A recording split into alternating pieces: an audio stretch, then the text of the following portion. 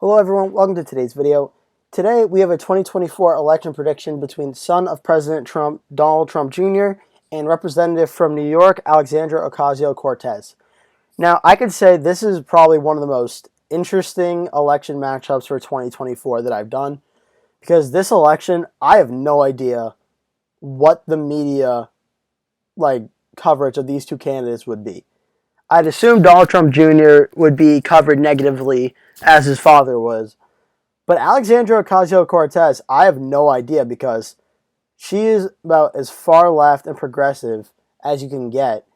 And the media has not shown too favorably to covering far left candidates, at least in presidential election cycles. I have no idea how this election would go in terms of coverage, but it'd be a very interesting thing to watch. However, let's get into it first things first. I still think the West Coast would be safe. Possibly Oregon maybe getting a little closer, but I don't think these states are going to be too competitive. I think Illinois would be safe. New York, AOC's home state, would be safe. Most of the eastern seaboard states would also be safe as well. I think Maine's 1st district would be safe. And I think that's going to do it for the safe states for the Democrats for now. Donald Trump Jr. I think will win a lot more of the Republican safe states. I think he might even win them by a bigger margin, to be honest, including Nebraska's 2nd district. I think he would win throughout the south region of the country. I think Texas might also be safe in this scenario. I do not see Texas ever voting for a candidate like AOC, especially not in 2024. Alaska goes red.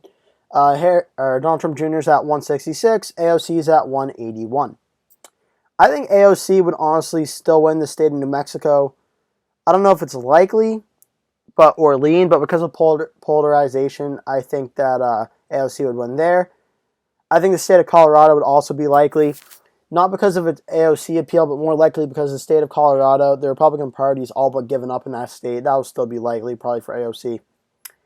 Virginia, despite the fact that it's more of an establishment Democratic state, I think that it honestly doesn't like the Trumps more than it is an establishment state. So I think likely for AOC is more than fair.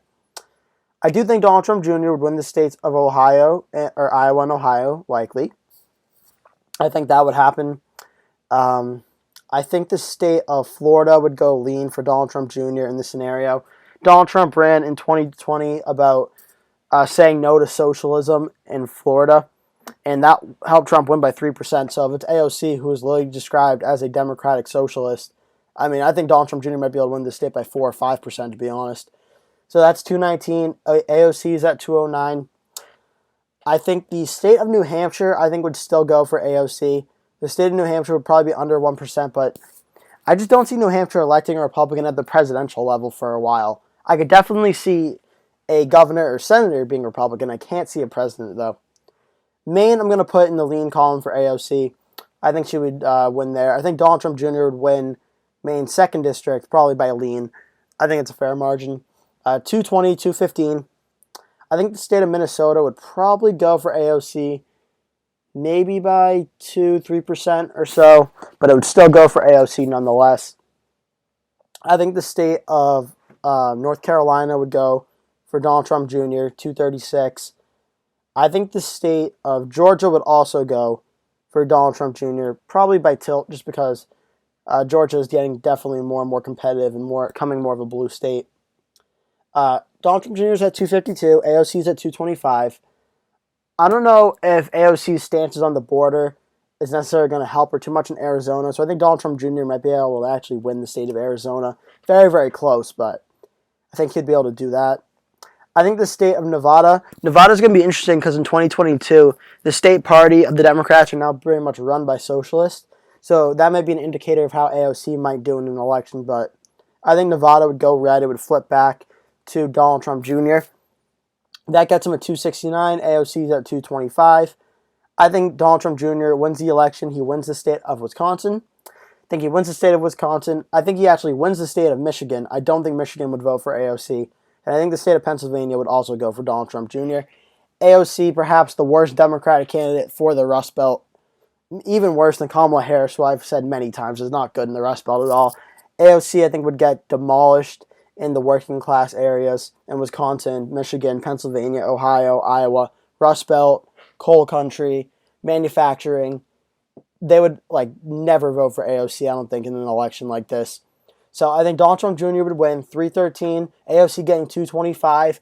I did go back and forth on maybe giving New Hampshire to Donald Trump Jr., to be honest. But it's tough for me to see the state of New Hampshire going red at the presidential level, especially when the Republican candidate has Trump in his name.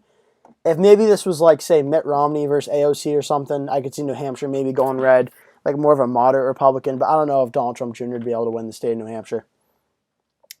But that's going to do it for today's video. Thank you so much for watching. Please remember to like the video, subscribe to the channel, and when you subscribe to the channel, tap the bell icon next to it so you always get alerts when I post a new video.